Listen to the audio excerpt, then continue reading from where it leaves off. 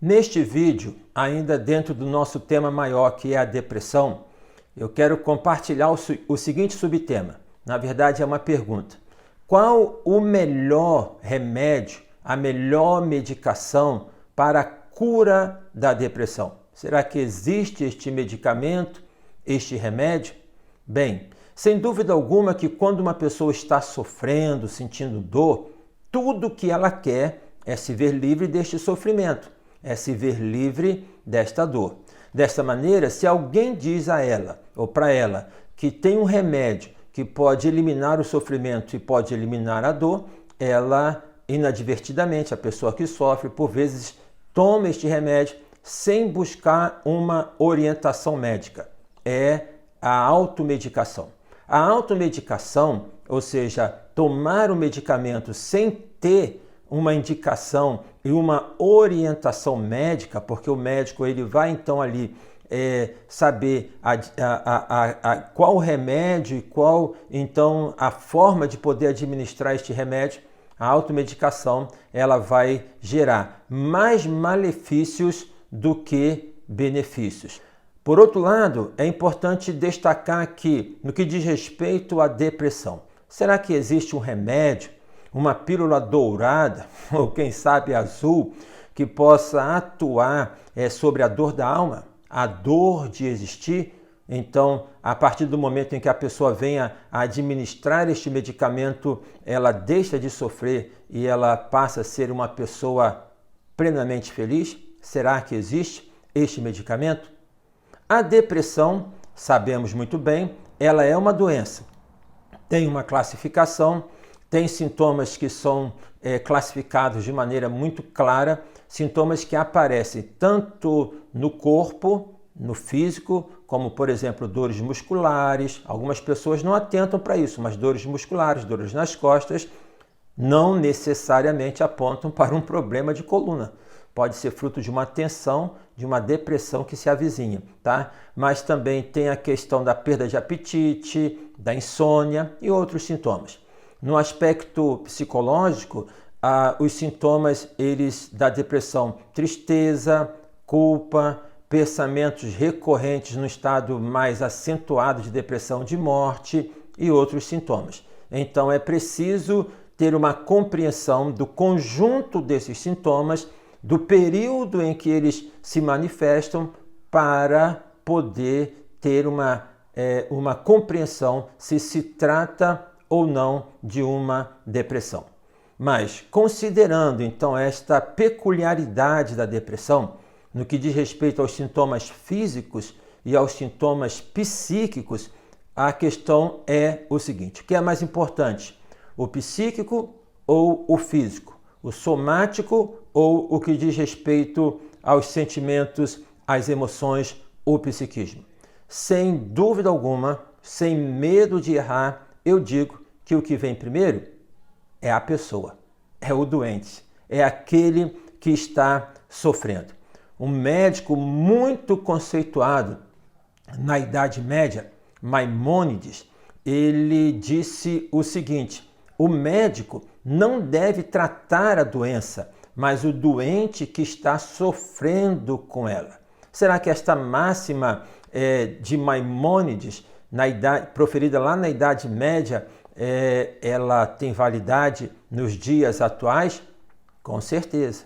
Mesmo com todo o avanço da ciência, mesmo com os instrumentos e aparelhos cada vez mais assim potentes para que possam diagnosticar as mais variadas enfermidades, mesmo com os medicamentos cada vez mais potentes e eficazes, não pode ser desprezada e não há como desprezar a fala daquele que sofre, ou seja, não tem como colocar a doença à frente do doente.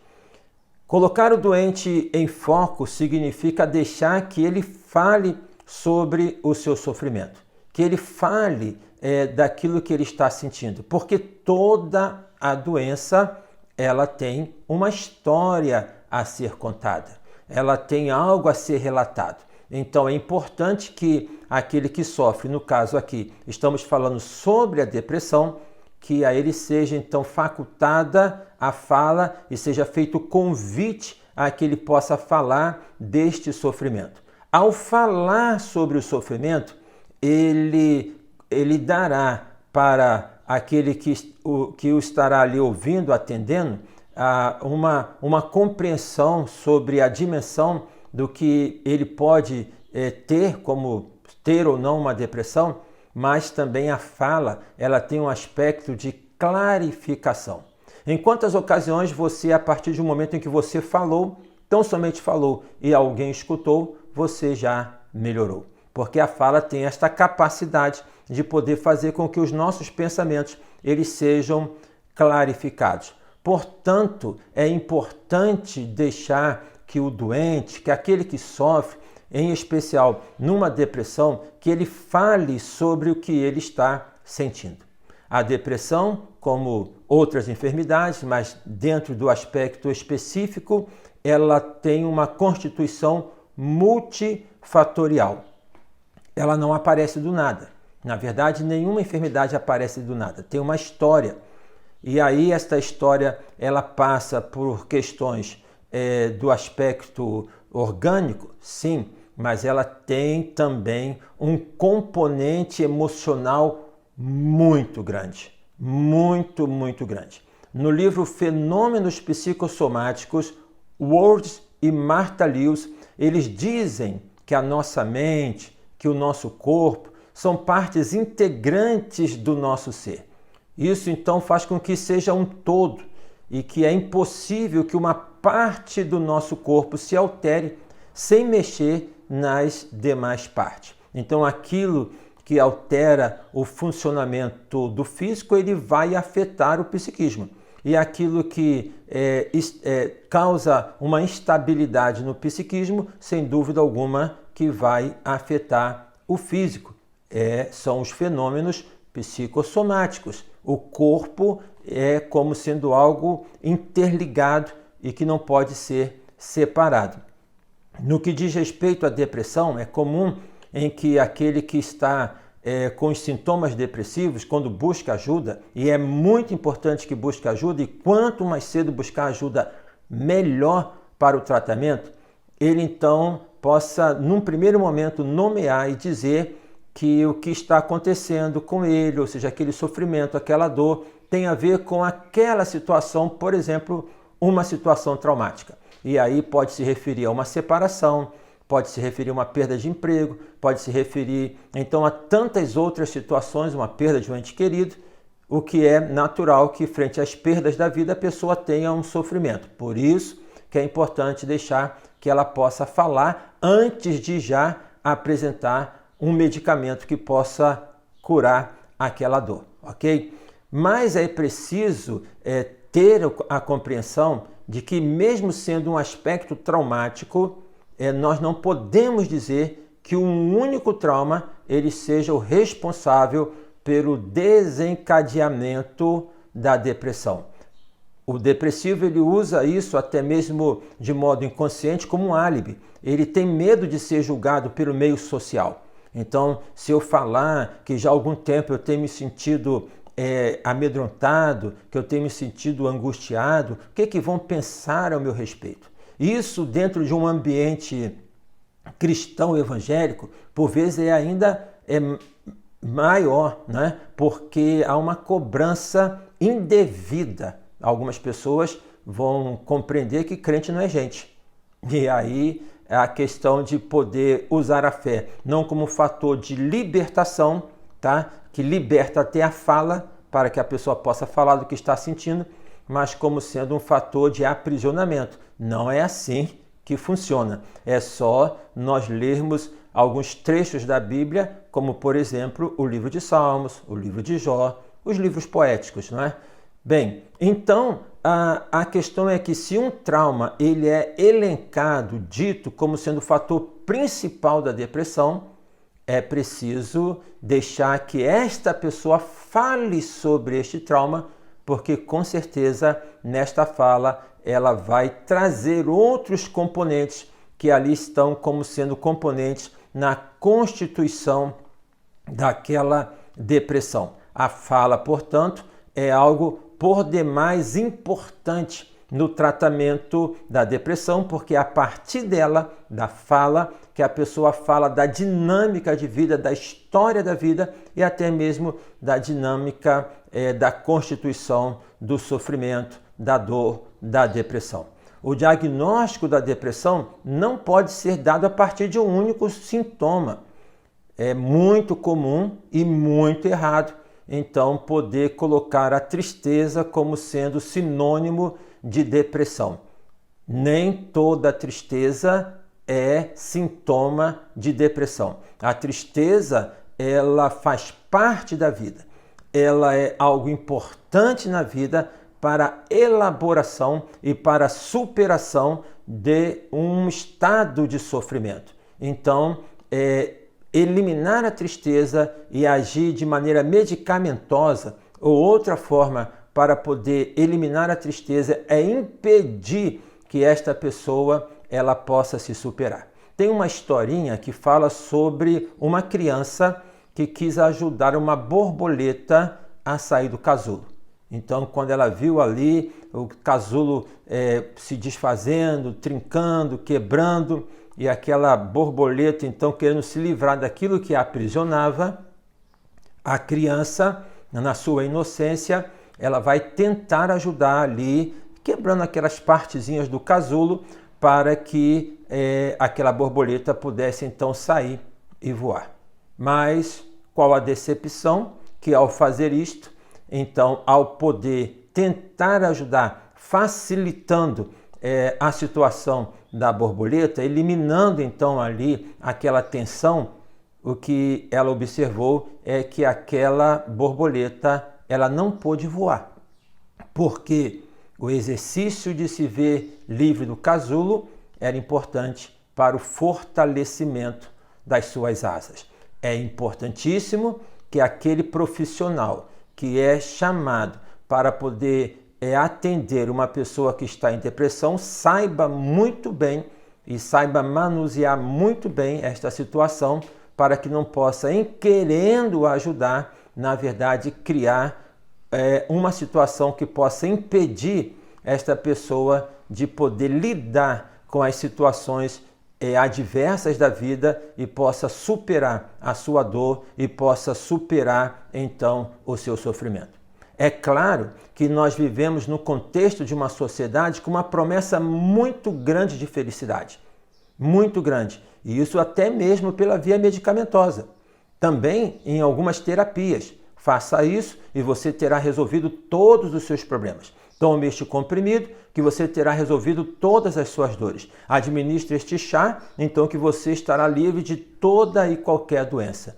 É a famosa pílula dourada.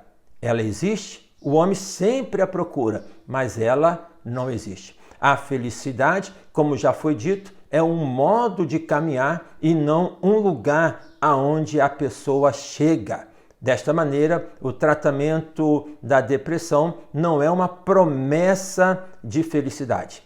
Nós não devemos glamorizar a tristeza, não devemos glamorizar o sofrimento, mas precisamos entender o aspecto didático da tristeza que ajuda a pessoa a poder superar o sofrimento e pessoas que conseguem elaborar o sofrimento, pessoas que conseguem superar o sofrimento, em geral, elas se tornam pessoas melhores. Ou seja, nós aprendemos mais na vida a partir das dificuldades, dos problemas, do que nas situações onde nós temos a princípio tudo resolvido. Eu costumo dizer que as grandes lições da vida, elas não são tidas na praia, ou seja, naquele momento gostoso de lazer. É importante, então, encarar o sofrimento, é importante entender a tristeza e expressar esta tristeza a partir da fala para poder superá-la. É preciso, como bem disse o filósofo Nietzsche, entender que da escola de guerra da vida, o que não me mata, me fortalece. Eu vou repetir esta frase bem própria e interessante de Nietzsche. Ele fala da escola de guerra da vida, o que não me mata, ele me fortalece. Mas, como aqui o tema desta conversa diz respeito ao medicamento, qual o melhor medicamento para a depressão, qual o melhor remédio para a depressão, então vamos lá. Qual é este melhor remédio? Qual é este melhor medicamento? Uma rápida história sobre o tratamento da depressão. A depressão foi tratada por diversos modos, né? Por exemplo, Hipócrates, lá 460 a 357 a.C., ele é tido como o pai da medicina moderna. Ele tratava a melancolia, que é o que, de certo modo, hoje as pessoas dizem que é a depressão. Ele usava desde uma música suave, banhos confortadores, até métodos mais, digamos, agressivos, como a flebotomia, que é a sangria, ou cliste, que produzia a diarreia, e também a indução ao vômito. Ou seja, naquela época, Hipócrates trabalhava com a teoria dos quatro humores, o equilíbrio desses quatro humores, e aí então usando esses métodos. A teoria de Hipócrates ela vai se permanecer durante um bom tempo, até aí por volta do século XVIII, ainda tem esta questão que tem base na teoria de Hipócrates a partir dos quatro humores, que são os seguintes: o sanguíneo, o fleumático, o colérico e o melancólico. Em outro vídeo eu posso até comentar um pouco sobre isso.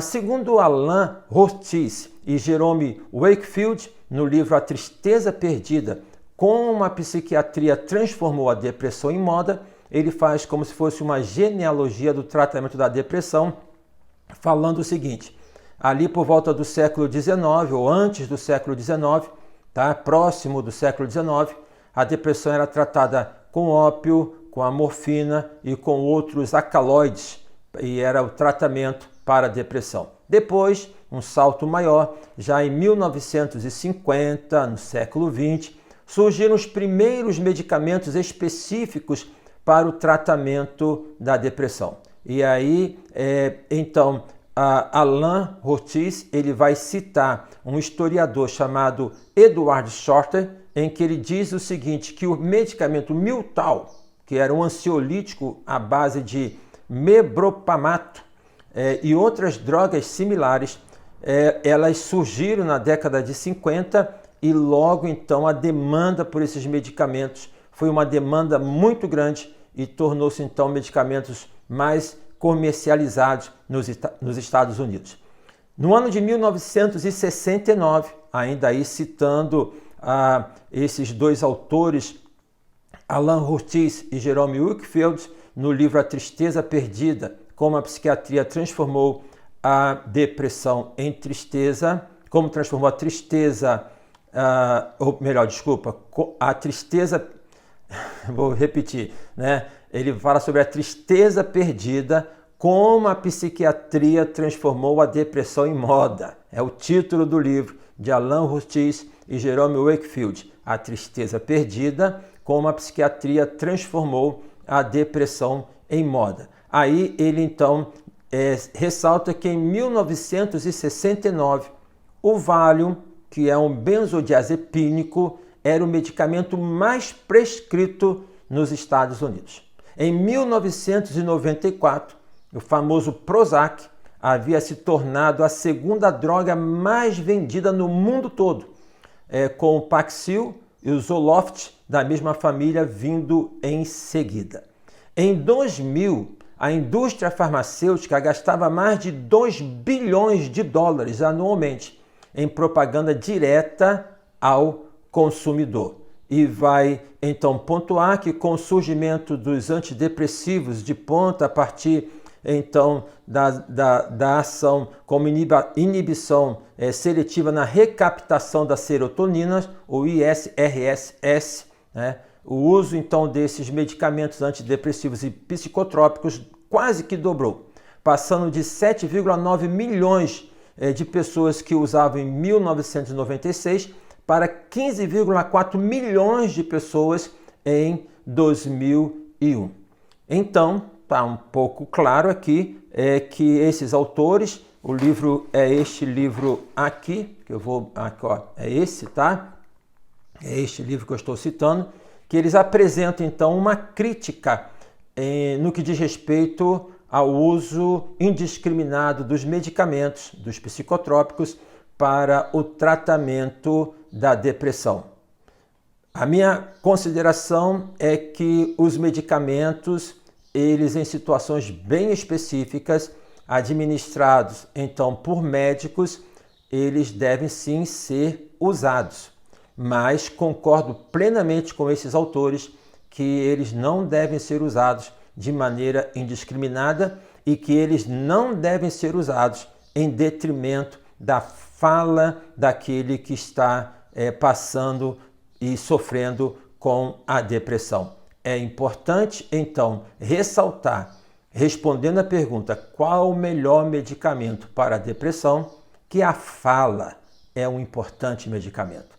Que deixar que a pessoa possa discorrer sobre o seu sofrimento, deixar que ela possa falar do que ela está sentindo, deixar que ela possa trazer à tona aquilo que por vezes na história da sua vida está recalcado, colocado lá naquele baú que pensa que está guardado, bem trancado e não está, que ela possa então falar. A fala é, sem dúvida alguma, um bom remédio. A fala livre dentro de um ambiente psicoterapêutico, ou seja, de um ambiente onde esta fala seja convidada, onde esta fala seja privilegiada e onde aquele que ali está no lugar da escuta, ele tenha a formação e ele tenha as condições necessárias para poder receber esta fala e aí poder fazer as devidas pontuações. Então, não desvalorizando os medicamentos